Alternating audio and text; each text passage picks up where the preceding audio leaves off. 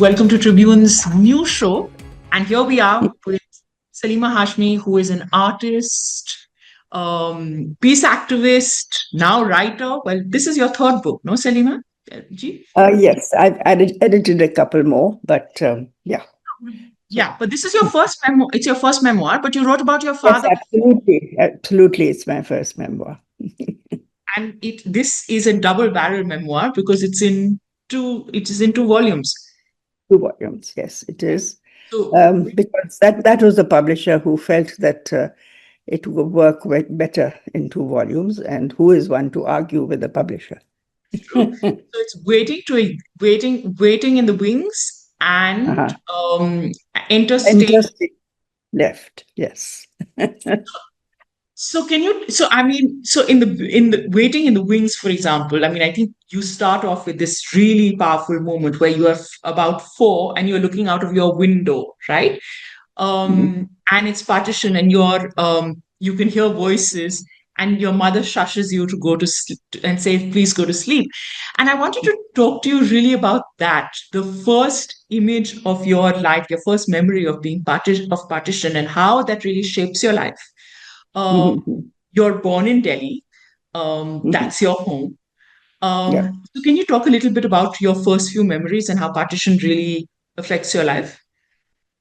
Well, my first few memories are actually from across the border. Shimla, memories of my sister being born. So I was 4. Then I have memories of Lodi Gardens Yeah. and, being, in which I pushed my sister in a pram downhill, and I thought, it's a huge hill. Many, many years later, when I went with my own children, I saw that it was just a gentle, decline. But I was so terrified that I'd done something to her. But we moved to Lahore actually just before partition in February, because my father, for those who might not know, was Faiz Ahmed Faiz, and he had just taken up the editorship of the Pakistan Times. So they knew partition was coming. They knew that there would be a Pakistan. And these were 2 newspapers, Imroz in Urdu and Pakistan Times in English. And we didn't have a sort of regular home, so we were staying in these flats which overlooked the Punjab Assembly. And that afternoon, I heard a roar of the crowd and climbed up onto the windowsill. It was the afternoon. It was a warm afternoon. And my mother was trying to get me to sleep. And I saw this sort of great crowd of people run down the assembly steps. And the leader was waving a kirpan. And so much later, I was told that I had actually witnessed a very momentous occasion in which Master Tara Singh had declared in the Punjab Assembly that they did not approve of the idea of Pakistan, and he had led his followers out of the Punjab Assembly, and they left it and came running down those steps. So it's a kind of defining visual moment, if you like, memory. And then there were many memories of the time, because the family, we left for Kashmir. And I mean, no one really foresaw, from what I gathered then and later, that there would be, inverted commas, trouble. It was supposed to be an amiable agreement between leaders, and with the drawing of lines across a map, and people would stay where they were. But what happened, of course, was totally different. And then that is part of my memory. Suddenly realizing that, one was caught up in huge storms of human movement that, and as a little child, you see snapshots of things. And those I've tried to record in my memoirs. I mean, and I think that, we will go back to this visual memory because, a lot of what you do is visual, right? But I've also wanted to do, and I'm glad that you said for people who didn't know, your father's Faiz Ahmed Faiz, and Faiz Saab is really this icon on both sides. I mean, across the world, of course, but, in the subcontinent, he is It's he is he has stirred revolution. He has talked about love. He has talked so much that you Of always peace. He's talked of of peace, of peace. course, of peace. And what I found amazing about the book is that you, in many ways, you cannot escape him. In your memoirs, he is from he's in Waiting in the Wings, and he's very much in Enter Stage Left, but he's also very much he and your mother have defined your life and your values. And I would really like you to talk a little bit about Faiz and meeting your mother als in Amritsar, sort of how their nikah is solemnized by Sheikh Abdullah. That romance that your Uncle Tasir does not approve of, and meeting in the railway bridge. So, can you talk a little bit about that and how he really shapes your life, and how you carry forward his values and his ideas? Mhm. Well, of course, when people ask me, so what was it like to be Faiz's daughter? And I said, well, I didn't know another father, so I have no idea what it's like not to be Faiz's daughter. But the fact remains that both my parents were were very, very incredible people who, in very different ways, defined a moment in history. And my mother, joined the Communist Party in Britain, in London, when she was 16 years old, you know, and she was a great sort of proponent and follower of the Freedom for India Yeah, movement. She was Krishna Menon's secretary. yeah. And as she used to tell me that, oh, it was so hard. He was so bad-tempered. But. And and so, in a sense, it seems destiny that they should meet. She'd Mm, come to look after her sister who'd been sick after confinement with her second baby. And there was my father teaching at the same institution where my uncle Tasir was the principal. And they met. And as my mother would say, it was love of Shakespeare and love of revolution that mm, drew them together. But Uncle Tassi didn't approve because he thought my father was a bit of a loser.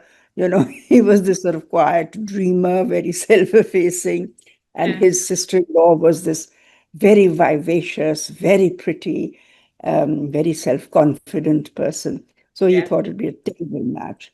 But I think it was the fact that they were opposites which drew them together. Mm, And so they had to kind of hide and meet secretly. And as she told me, under the railway bridge in Amritsar. And then later in Jammu, yeah. she would take a train and he would take a train and they would meet there. Very romantic. So, very romantic. And then eventually everybody gave in. But they had to wait 2 years. My father wanted my dadi, my grandmother, Mm, to give her assent, and eventually everybody came round. But there were very few people at the ceremony. I mm, mean, there was of course Sheikh Abdullah who performed the nikah. There mm, was Bakshi Muhammad. There was Sadiq. I mean, the whole of the cabinet of yeah. of Kashmir was there.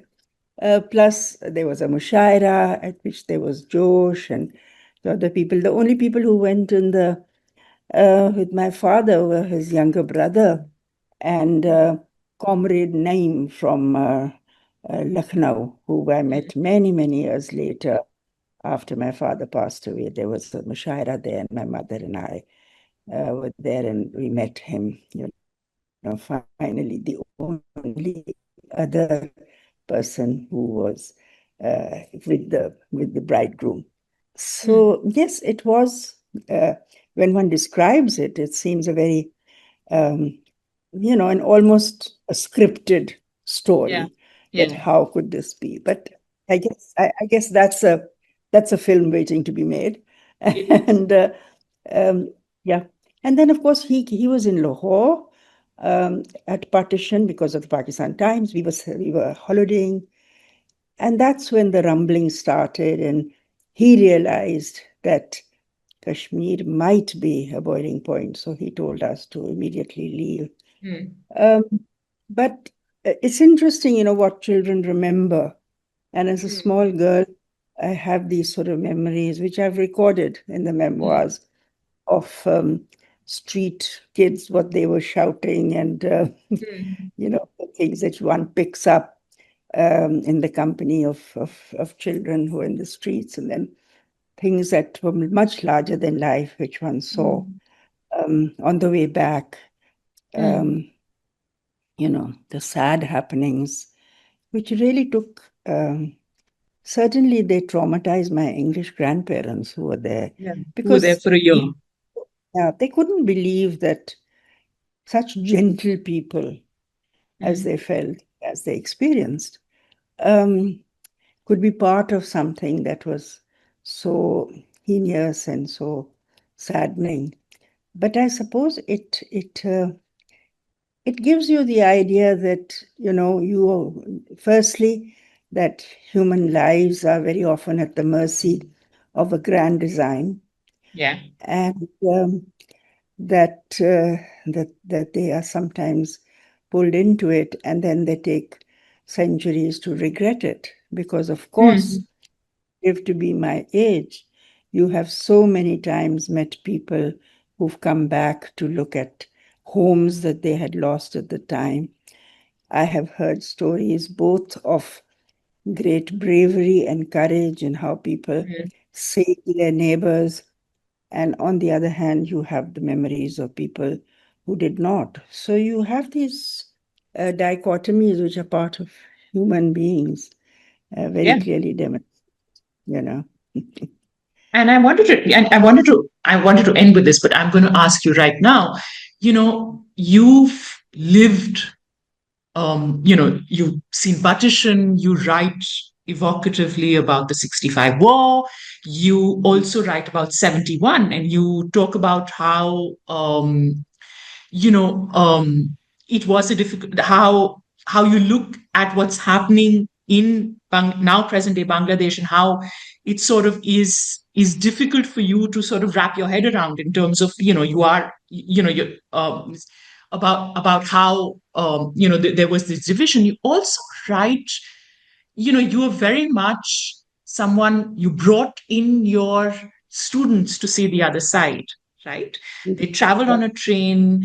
You said the first thing that your students do is to go to a mandir, because at that point of time they had never seen this thing. They, the Hindus had fled. I mean, there were very few Hindus at that. You see, so about ye lambi hai gam ki sham par sham hi to hai, right?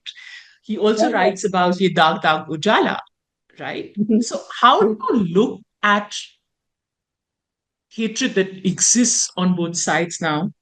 The fact that in many ways the nature still hasn't known the boundary. It's a partition. You talked about this thing. So what's happened with the recent floods? The Yeah, Ravi yeah, is par us yeah, par. yeah. How do you look at where we stand right now? Is it um, at a point of time where cricket matches are war? We've talked Yeah. about that many times over, but they now seriously are. If you see both sides, whether it is not, whether it is, using the bat as a gun, whether not shaking hands, there is this deep animosity on both sides. Um, and how do you look at Punjab on both sides? And how do you see, at a point of time when we look at peace for the region, how do you look at what what is happening, and how do you think you can talk about peace when peace has almost become a word of anti, when you say it you're anti-national? Well, of course, this is, my father used to say, कि भाई, they have been tense many a time, of course. When you've lived this long, you have seen those moments. And he said, जब वक्त अच्छे होते हैं, तो everybody is friendly. The real test comes जब वक्त बुरे होते हैं. Then you know whether what you truly believe in, can you stand up for it or can you not? Do you bend with that moment in the wind, or do you stand firm? And I believe that this is exactly the moment when things look very dark, when even cricketers forget that it's a game and there's something called sportsmanship, when they even forget that. Um, So it seems that, okay, so what are they playing to show if they're not playing for sportsmanship? So when that moment comes, that is the time when you draw attention to the fact that this is not the day and that we have to work towards the day. So for me, these moments in human history only define the fact that history is long and our lives are very short, you know. So the moments will come when the same people, and I've seen it happen in my lifetime, so I can say that, after the great carnage in Lahore way back, and there was a hockey match in Lahore, and the hundreds of people who crossed the border and came, and people showered them with love and affection, and that bloodletting was forgotten. So I do believe that human beings are capable of showing immense wisdom when there's space for them to show it. I think right now leadership is laughable. That's all I can say. And they have totally forgotten what leadership is for. Leadership is to bring out the best in people, not to bring out the worst in people. So I think that not understanding first the nature of leadership on every side, it's all over South Asia. But to understand that that is to lead your people to an awakening, which is a positive awakening and full of love thy neighbor, rather than the other way around. So I don't lose hope at all. I know that sounds a bit facile and okay, no, but I do, because I have been hosting young artists, firstly in Lahore, because they come every year to study at where I teach. But I've just concluded an exhibition together with Manmeet Walia, who is a young Indian curator at SOAS in London. We had young voices from across South Asia, which was Indians, Pakistanis, Afghans, Bangladeshi, Sri Lankans, Nepalis, all together. And the work was so inspiring and so poetic. And everybody who participated in the exhibition, whether they were able to come there or not, were full of this feeling that, okay, they belong to a place called South Asia. Yeah. And they were ecstatic that they were all part of the same show. And we got that same response from the audience, who were across South Asia also. I mean, I had this old woman who stood there in front of her work by a Sri Lankan, and it was about the Civil War. And she stood there and she was in tears, and she said, what he's talking about is what I experienced. And it's the same, whether we had this wonderful work um, by Vinoja from Sri Lanka. We had this wonderful work by, the collaboration between an Indian and a Pakistani fiber artist and fiber. And that's a work that has moved people. The fact that artists can talk, and that is what art is about. This is the moment for poetry. This is the moment for art. This is the moment for music. This is the moment for film. We remind people that they are human. That is what our job is. So, you have this wonderful uh, anecdote about your father, where I think Munnu Bhai, who's a friend of his, says that, would you want to talk about it? Faiz साहब, इस हालात में जब हम सांस नहीं ले सकते क्या करें? And he says मोहब्बत करो, right? He says हाँ, इश्क करो. बिल्कुल, इश्क करो, इश्क Yeah. करो. And that's a fact. It's, love overrides everything. And I think this is, but I have want to remind you of another anecdote, I think, which I've also mentioned in my book, which is that, again, there was it. I think it was almost a few days before he passed away, and he was sitting in his living room, and there were a lot of people. And then again, Munu Bhai was around and sort of saying, इस कोई उम्मीद की किरण नजर आती है? So he said, yes, Pakistani औरत. He said, मुझे and there were of course a lot of women from Women's Action Forum sitting there. He said, it's the women of Pakistan who are the future. And I think in that moment he defined not only Pakistani women, he defined, I think, the women world over. And yesterday I was attending in something in memory of Kamala Bashir, and a billion rising is exactly that. You look around the world today, And the women are the ones who are speaking the truth, who are suffering the most. Look at the wars, what's happening in Afghanistan, what's Yeah. happening in Gaza. I mean, Yeah. where do women not bear the brunt True. of, of infamy is all that you Yeah. can call public politics today. So for me, at least, the fact that women are, it's something that I have seen alter in my life. And I look around and I see women on scooters in Lahore. That was unheard of. We used to feel envious when we crossed the border into Amritsar and saw Mm. girls on motorbike. Well, it's happening here now also. So it's women's movements are relentless. And I think because they carry life, I think they also carry hope, with them. Well, I'm glad you brought that up because I think that, when you talk about Women Action Forum in the book, you talk about how art, and this is what Mhm. I would like about women and art, and Yeah, how they look at art differently than men. How men listen. So can you talk? And you said that when you start getting involved with it, you start using your canvas differently. mm, Can you talk about women and and how they look at art and how you see hope in that? yeah. And how they use art for themselves. I think that always there has been this feeling that, okay, when women are taking up art, they decide that, oh, yes, it's good that she's got a hobby, Mm, keep her busy, make the house look beautiful, type stuff. And when it becomes more than that, when it becomes a presence which is important, in which you have to invest with your fears, with your hopes, with your desires, with your commentary, then it becomes dangerous. And uh, my husband used to tease me, my late husband Shoaib, and said, "Ye to mera raqib hai," And I yeah. said, yes, it is true. It is a rival and in the home. And no surprise then that I've had, one or two of my former women students, in the sense they're no longer artists. Why? Because of, well, the social and biological role that they have to perform. Um, but today it's different because of the fact that women have forged their way.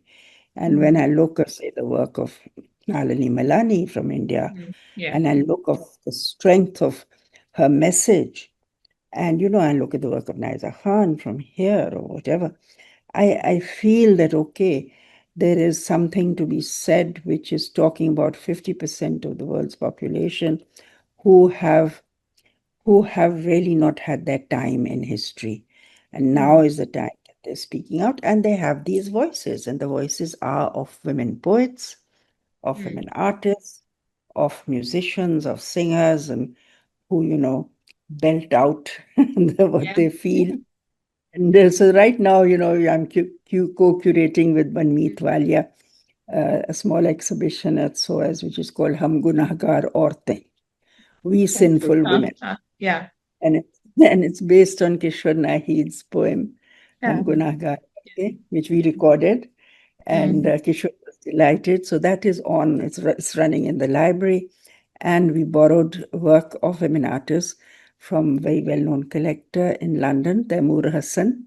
And mm, so the works are selected, and they're not just only subcontinent. We have Shiri Nishat, we have work of Iraqi mm, women artists, so on. So it's really across his collection, and it's wonderful to walk through. I'm going next week when we're having a panel discussion also, just to sort of say that I'm so delighted that my co-curator is young because she does all the work, that she is Indian, that she's from Punjab, and so we think so quickly and so alike. I mean, it's like really looking at myself much younger, and then she comes up with an idea, and I'll say, "My God, I just thought about that also." yeah. So So it that's just that's a rare synergy also. Yes. So it's remarkable that these partnerships can happen in the worst of times. And that Mm, is a time in which they should happen. And the fact that I'm talking to you is how technology defeats yeah. silence. So that is perhaps one of the really good things about it, that in these years we have Yes. managed to talk to one another. And they have been, I have done studio visits with artists, on sitting Mm, on this laptop. And they have been from all over. They have been from Bangladesh, they have been from Nepal, they have been, you know, uh, unfortunately not from Afghanistan, but then we have the Afghans who fled 2 years ago, 3 years ago, mm, and who are now dispersed all over the world, and we can talk to them. And mm. hopefully they will, one day return. Yeah. So, I mean, yeah, I yeah, think that Afghanistan is something that really deeply troubles this thing because I think it, in many ways, um, it is about how women really fight on their own. You can yeah, have everybody come in and you can say, here we are supporting the freest women of the world, and then you just geopolitics changes that because you make you make choices which are geopolitically this thing where you leave women to fend for themselves. But I also wanted to ask you, in the sense that you have always, in the book too, you talk about the darkest time with Zia. You talk about how art is being, how difficult it is to create at that time, and you find laughter, which I think is incredibly wonderful, where you find something light in every moment. I love the jail scene where 400 people are arrested, your husband too. Can you talk really about the family business of going to jail? Because you've done that too. And can you talk about yeah. that, about keeping laughter alive in dark times? And Well, I think it's the ridiculousness of this repetition in history, because um, my father went to jail on the 9th of March, 1951, and Shoaib was arrested together with 400 other people on the night of 8th and 9th of March 1981. And I had gone to, because I was teaching at NCA, so I was a government employee. I took leave to go and see him in jail.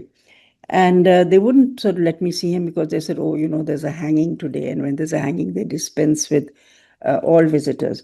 So I made a bit of a fuss and I said, listen, I've got leave for the day and I have to. So the superintendent sort of came in and he looked at me and he said, you Faiz साहब की बेटी है ना? मैंने कहा जी। मैं assistant warden होता था जब आप छोटी सी अपने वालिद को मिलने आती थी। So I said, okay. So nothing changes. Now I'm an adult. My daughter is the same age as I was at that time.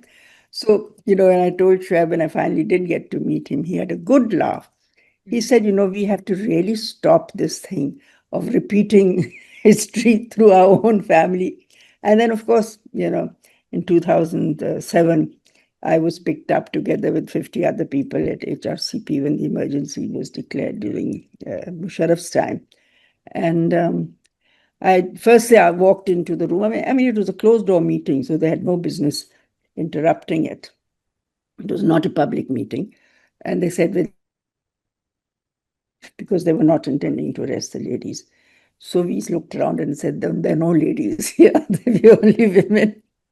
So khair, they got very irritated with us, irritated, and they said, you theek hai. So the police came up, and so they told me to get up. So for some bloody-minded reason, I refused to get out of my chair. And I said, no, actually, my mother was a founding member, and I'm sitting in a chair, and I'm not moving from this chair.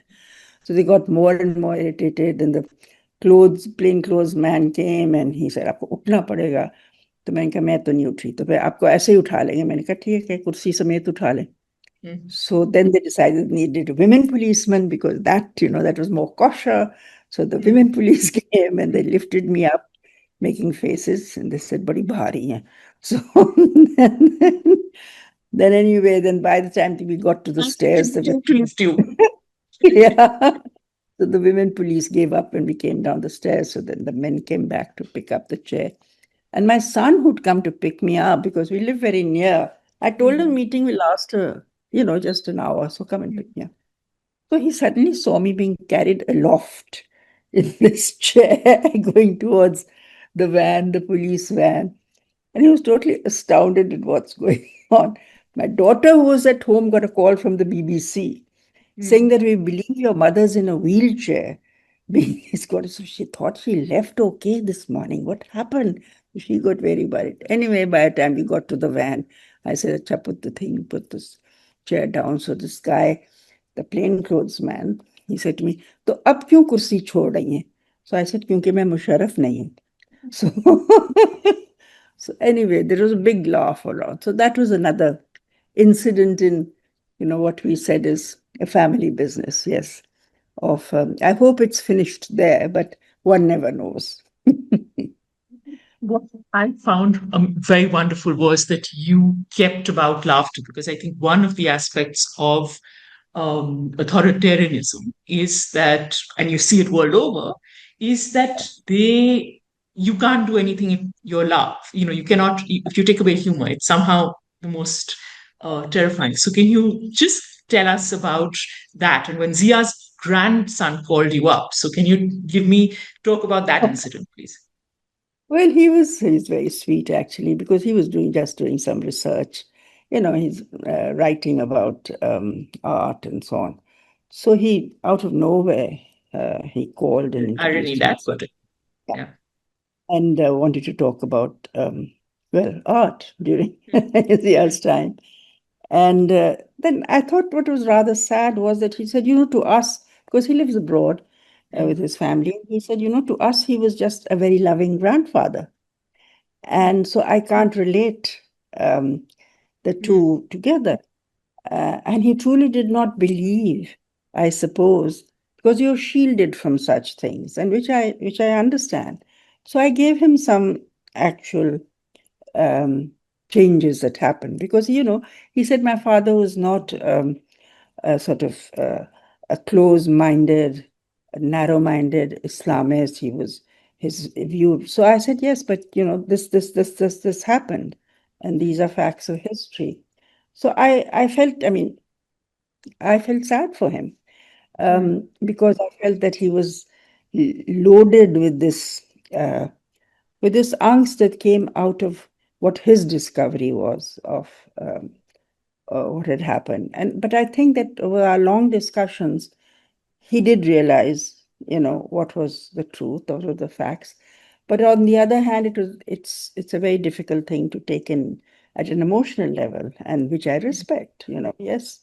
But the fact that we could have a conversation, to me was a testament of the fact that at the core of it, we are human, and we can see beyond what history gives us.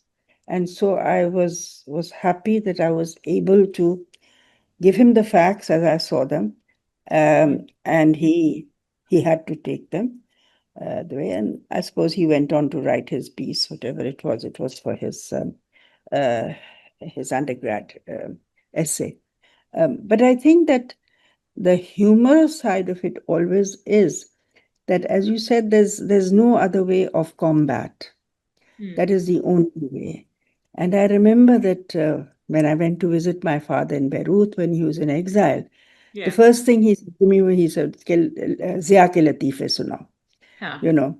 And I gave him, both the risque and the non-risque ones. Yeah. And he was quite delighted.